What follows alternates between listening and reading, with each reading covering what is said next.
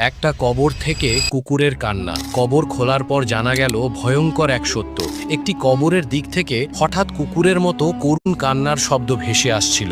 আশপাশের মানুষ দৌড়ে এসে জড়ো হলো। সবাই অবাক, কবরের ভেতরে কুকুর গেল কিভাবে? যার কবর ছিল তার পরিবারের লোকজনকে খবর দেওয়া হলো। তাদের অনুমতি নিয়ে কবর খোঁড়া শুরু হলো। মাটি সরাতেই ভেতরের দৃশ্য দেখে সবাই স্তব্ধ হয়ে গেল। কবরের ভেতরে এক মানুষের শরীর, কিন্তু মুখটা কুকুরের মতো, আর সে হাহাকার করে কাঁদছিল। ভয়ে মানুষ পিছিয়ে গেল। কেউ কেউ আল্লাহর কাছে তওবা করল। কবর আবার বন্ধ করতে যাচ্ছিল, তখন সেই মানুষটি চিৎকার করে বলল, দয়া করে থামুন, আমাকে আমার বাবার কাছে ক্ষমা চাইতে দিন। সে কান্না থামিয়ে মাথা নিচু করে বলল, আব্বা, আমাকে মাফ করে দিন। ফেরেশতারা বলল, এই শাস্তি শেষ হবে না যতক্ষণ না তোমার বাবা তোমাকে ক্ষমা করেন, কারণ জীবিত অবস্থায় তুমি বাবার সঙ্গে খারাপ ব্যবহার করতে, তাকে কষ্ট দিতে। কবরের পাশে দাঁড়ানো তার বাবা কান্নায় ভেঙে পড়লেন। কাঁপা কণ্ঠে বললেন, বাবা, আমি তোমাকে